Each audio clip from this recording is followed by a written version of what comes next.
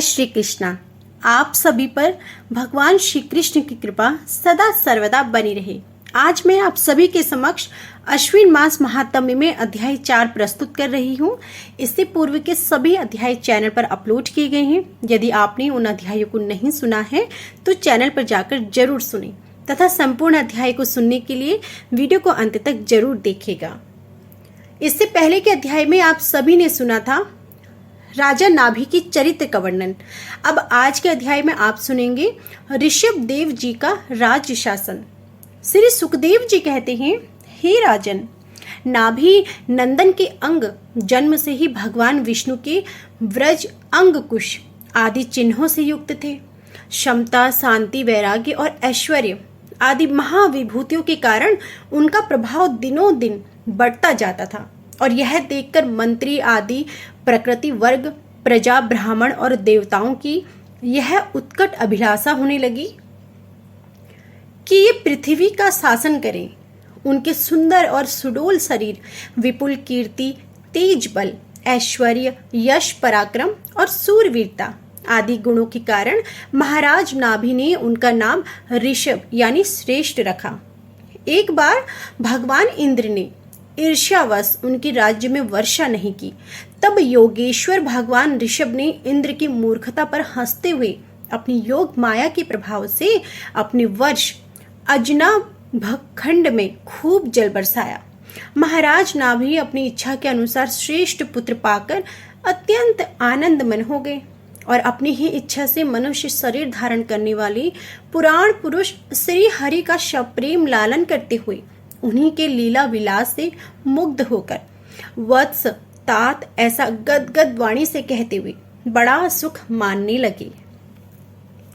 जब उन्होंने देखा कि मंत्रिमंडल, नागरिक और राष्ट्र की जनता ऋषभ देव से बहुत प्रेम करती है तो उन्होंने उन्हें धर्म मर्यादा की रक्षा के लिए राज अभिषिक्त करके ब्राह्मणों की देखरेख में छोड़ दिया।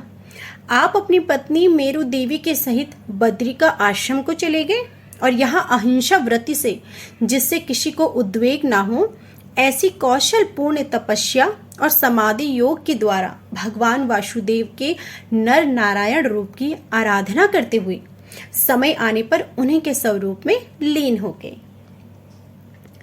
पांडुनंदन राजा नाभि के विषय में यह लोकोक्त प्रसिद्ध है कि राजश्री नाभि के उदार कर्मों का आचरण दूसरा कौन पुरुष कर सकता है, जिनके शुद्ध कर्मों से संतुष्ट होकर साक्षात श्री हरि उनके पुत्र हो गए थे। महाराज नाभि के समान ब्रह्मांड भक्त भी कौन हो सकता है, जिनकी दक्षिणा दिशा से संतुष्ट हुए ब्राह्मणों ने अपने मंत्र बल से उन्हें यज्ञशाला में साक्षात श्री विष्णु भगवान के दर्शन करा दिए। भगवान ऋषभ देव ने अपने देश अजना खंड को कर्म भूमि मानकर लोक संग्रह के लिए कुछ काल गुरुकुल में वास किया।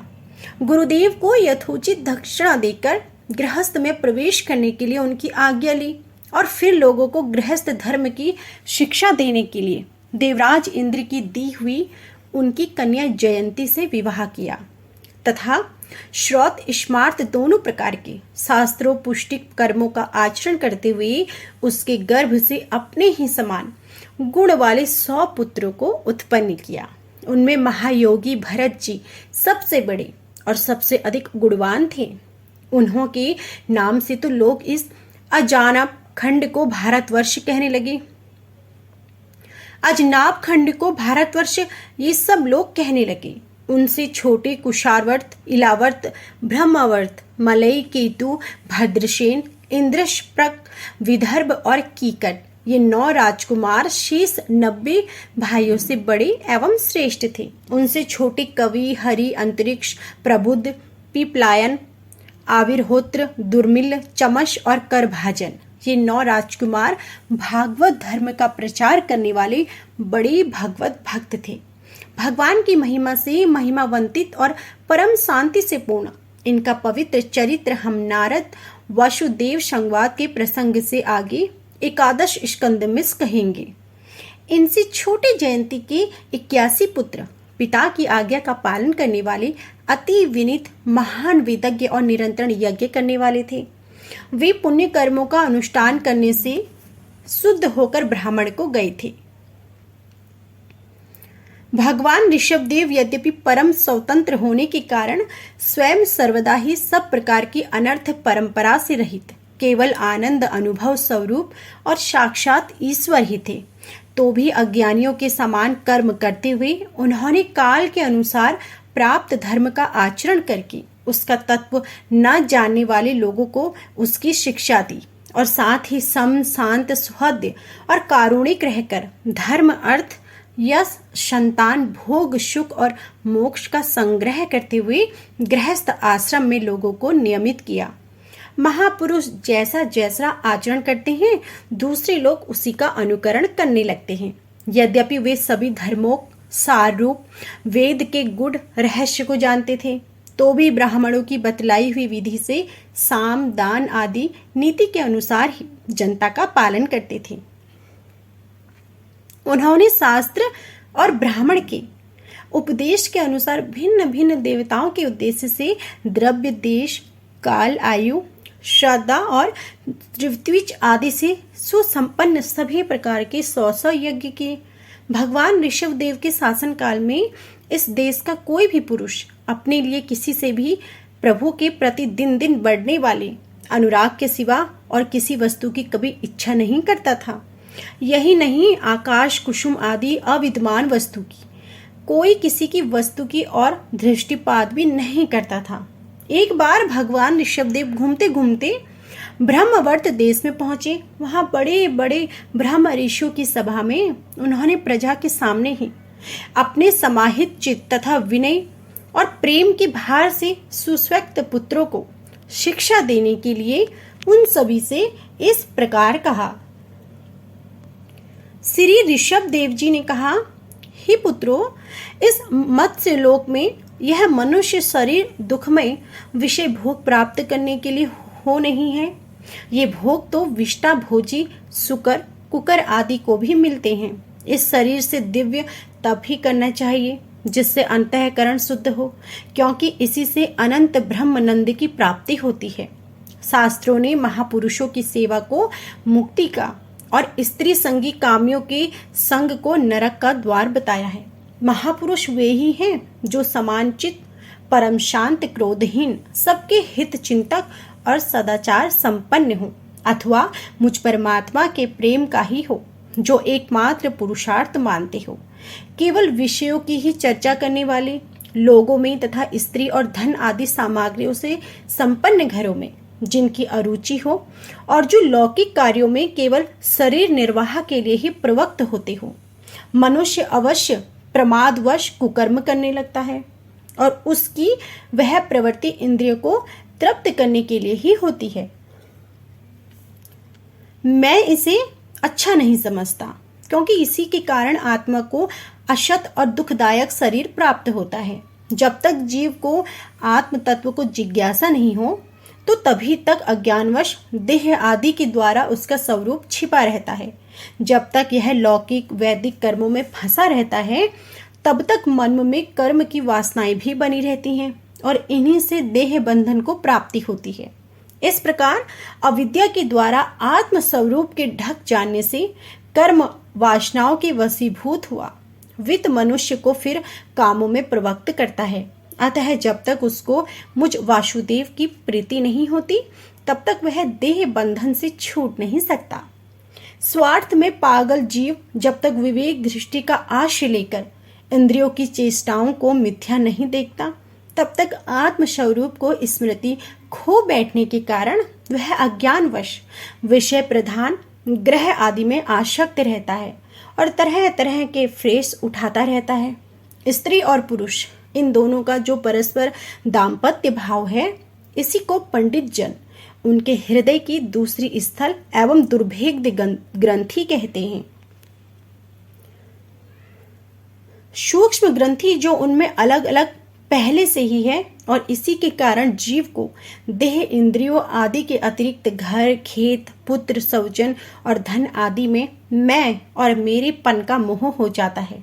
जिस समय कर्म वासनाओं के कारण पड़ी हुई इसकी यह दृढ़ हृदय ग्रंथि ढीली हो जाती है, उसी समय यह दाम्पत्य भाव से निवृत्त हो जाता है और संसार के हेतुभूत अहंकार को त्याग कर सब प्रकार के बंधनों से मुक्त हो परम पद को प्राप्त कर लेता है। हे पुत्रों, संसार सागर में पार होने में कुशल तथा धैर्य, उद्यम एवं सतत्व गुण विशिष्ट पुरुष को चाहिए कि सबके आत्मा और गुरु स्वरूप को मुझ भगवान में भक्ति भाव रखने से, मेरे परायण रहने से, तृष्णा के त्याग से, सुख दुख आदि द्वंद्वों के सहने से जीव को सभी योनियों में दुख ही उठाना पड़ता है। इस विचार से, तत्व जिज्ञासा से, तप से, सकाम कर्म के त्याग से, मेरे लिए कर्म करने से, मेरी कथाओं का नित्य प्रति श्रवण करने से, मेरे भक्तों के संग और मेरी गुणों के कीर्तन से, वैराग्य त्याग से, समता से, शांति से, शरीर तथा घर आदि में मैं यानी मेरेपन के भाव को त्यागने की इच्छा से, अध्यात्म शास्त्र के अनुशीलन से, एकांत सेवन से, प्राण इंद्रिय और मन के संयम से, शास्त्र और सत्पुरुषों के वचन में व्यर्थ बुद्धि रखने से, पूर्ण ब्रह्मचर्य से, कर्तव्यों से निरंतर सावधान रहने से, वाणी के संयम से, सर्वत्र मेरी ही सत्ता देखने से, अनुभव ज्ञान सहित तत्व विचार से, योग साधना से, अहंकार रूप एवं लिंग शरीर को लीन देने से, तेरा मनुष्य को चाहिए कि वह सावधान रहकर अविद्या से प्राप्त इस हृदय ग्रंथि रूप बंधन को शास्त्रोक्त रीति से साधनों के द्वारा भली भांति काट डाले, क्योंकि यही कर्म संस्कारों के रहने का स्थान है। तदंतर साधन ही परित्याग कर दे। जिसको मेरे लोक की इच्छा हो अथवा जो मेरे अनुग्रह की प्राप्ति को ही परम पुरुषार्थ मानता हो, वह राजा हो तो अपनी अबोध प्रजा को, गुरु अपने शिष्यों को और पिता अपने पुत्रों को ऐसी ही शिक्षा दे। क्रोध ना करके उन्हें समझा बुझाकर कर्म में प्रवृत्त ना होने दे। उन्हें विषय आदि युक्त काम्य कर्मों में लगाना तो ऐसा ही है जैसा किसी अंधे मनुष्य को जानबूझकर गढ़ में ढकेल देना। इससे भला किस पुरुषार्थ की सिद्धि हो सकती है? अपना सच्चा कल्याण किस बात में है, इसको लोग नहीं जानते। इसी से वे तरह तरह की भोग कामनाओं में फंसकर तुच्छ क्षणिक सुख के लिए आपस में वैर ठान लेते हैं और निरंतर विषय भोगों के लिए प्रयत्न करते रहते हैं। वे मूर्ख इस बात पर कुछ भी विचार नहीं करते। इस वैर विरोध के कारण नरक आदि अनंत घोर दुखों की प्राप्ति होती है। गढ़ में गिरने के लिए उल्टे रास्ते से जाते हुए मनुष्य को जैसे आंख वाला पुरुष उधर नहीं जाने देता, वैसे ही अज्ञानी मनुष्य को अविद्या में फंसकर दुखों की ओर जाते देखकर कौन ऐसा दयालु और ज्ञानी पुरुष होगा जो जानबूझकर भी उसे उसी राह पर जाने दे या जाने के लिए प्रेरणा दे। जो अपने प्रिय संबंधी को भगवत भक्ति का उपदेश देकर मृत्यु की फांसी से नहीं छुड़ाता, वह गुरु गुरु नहीं है, सौजन सौजन नहीं है, इष्ट देव नहीं है और पति पति नहीं है। मेरे इस अवतार शरीर का रहस्य साधारण जनों के लिए बुद्धि गए है। शुद्ध सत्व ही मेरा हृदय है। मैंने अधर्म को अपने से बहुत दूर पीछे की ओर धकेल दिया है और इसी से सत्पुरुष मुझे ऋषभ कहते हैं। तुम मेरे उस शुद्ध सतत्वमय हृदय से उत्पन्न हुए हो, इसलिए मत्सर छोड़कर अपने बड़े भाई भरत की सेवा करो। उसकी सेवा करना मेरी ही सेवा करना है और यही तुम्हारा प्रजा पालन भी है। अन्य सब भूतों की अपेक्षा वृक्ष अत्यंत श्रेष्ठ है, उनसे चलने वाले जीव श्रेष्ठ हैं और उनमें ही कीट आदि उपेक्षा पशु आदि श्रेष्ठ हैं। उनसे असुर, असुरों से देवता, देवताओं से भी इंद्र श्रेष्ठ हैं। ब्रह्मा जी के पुत्रों में रुद्र सबसे श्रेष्ठ है। वे ब्रह्मा जी से उत्पन्न हुए हैं, वे भी मुझसे उत्पन्न हुए हैं और मेरी उपासना करते हैं, इसलिए मैं उनसे श्रेष्ठ हूँ, क्योंकि मैं उन्हें पूज्य मानता हूँ। सभा में उपस्थित ब्राह्मणों को लक्ष्य करके विप्रगण दूसरे किसी भी प्राणी को मैं ब्राह्मणों के समान भी नहीं समझता, फिर उनसे अधिक तो मान ही कैसे सकता हूँ।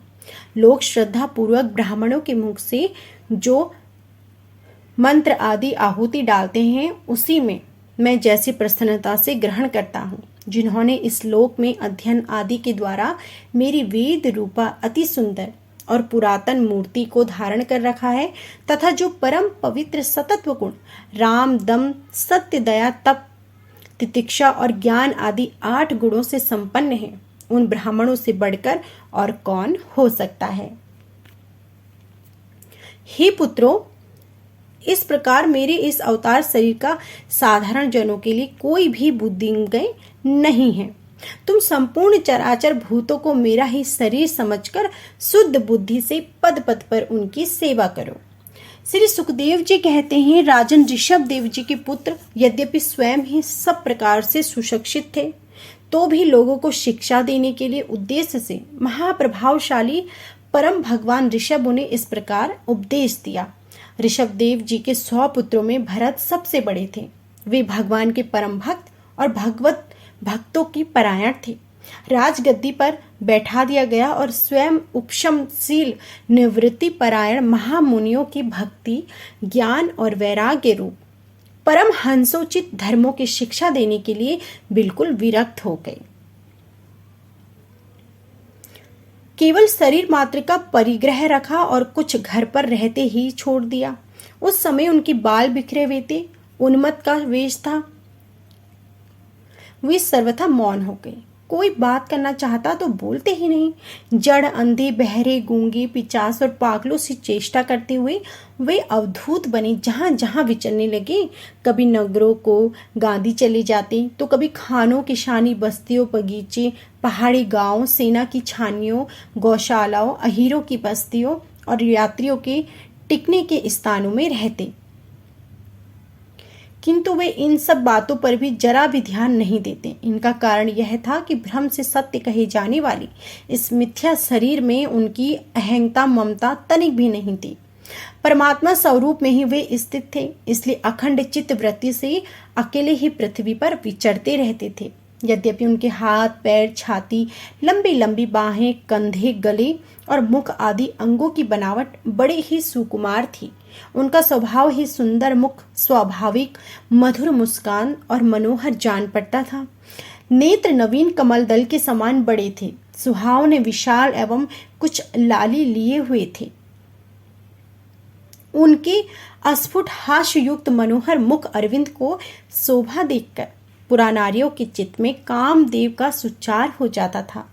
तथापि उनके मुख के आगे जो भूरे रंग की लंबी लंबी पराली लटी लटकी रहती थी, उनके महान भार और अवधूतों के समान धुंधली सी देह के कारण वे गृहस्थ मनुष्य के समान जान पड़ते थे। जब भगवान ऋषभदेव ने देखा कि यह जानता योग साधन में विनरूप है और इससे बचने का उपाय विभत्स व्रति से रहना ही है, तब उन्होंने अजगर व्रति धारण कर ली। वे लेटे ही लेटे खाने पीने, चबाने और मल मूत्र त्याग करने लगे। उनके मल में दुर्गंध नहीं थी, बड़ी सुगंध थी और वायु उस सुगंध को लेकर उनके चारों ओर 10 योजन तक सारे देश को सुगंधित कर देती थी।